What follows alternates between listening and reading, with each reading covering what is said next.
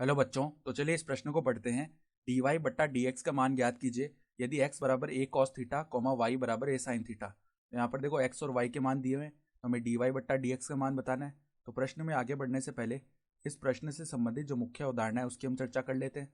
देखो मुख्य अवधारणा, जो साइन x का अवकलन है x के सापेक्ष, वो क्या होता है हमारे पास में कॉस x के बराबर।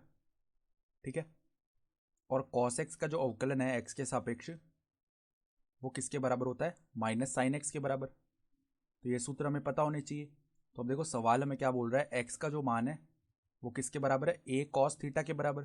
तो अब हम क्या करते हैं, दोनों ओर यहाँ पर थीटा के सापेक्ष अवकलन कर लेते हैं। तो यहाँ पर तो बन जाएगा डी एक्स बट्टा डी थीटा बाएं पक्ष में।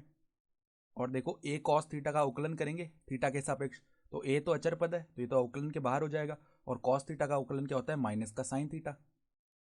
तो डी एक्स बट्टा डी थीटा का मान क्या बन गया? माइनस का ए साइन थीटा। ठीक है, तो इसको समीकरण 1 बोल दिया। अब देखो y बराबर क्या दिया हुआ है? a साइन थीटा के बराबर। तो अब देखो दोनों ओर यहाँ पर हम थीटा के सापेक्ष अवकलन करते हैं।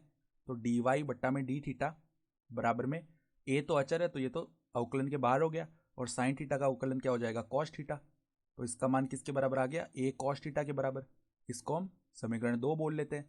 देखो समीकरण 2 बट्टा समीकरण 1 कर लेते हैं। तो समीकरण 2 भाग समीकरण 1 करने पर तो देखो डी वाई बट्टा डी थीटा बट्टा में डी एक्स बट्टा डी थीटा, इसका मान किसके बराबर आएगा? डी वाई बट्टा डी एक्स के। तो डी वाई बट्टा डी एक्स बराबर में क्या आ जाएगा? ये देखो ए कॉस थीटा बट्टा में माइनस ए साइन थीटा। तो ए कॉस थीटा बट्टा में माइनस ए साइन थीटा ये बन जाएगा। तो ए से ए भाग हो गया, और कॉस थीटा बट्टा साइन थीटा क्या होता है? ये होता है कॉट थीटा।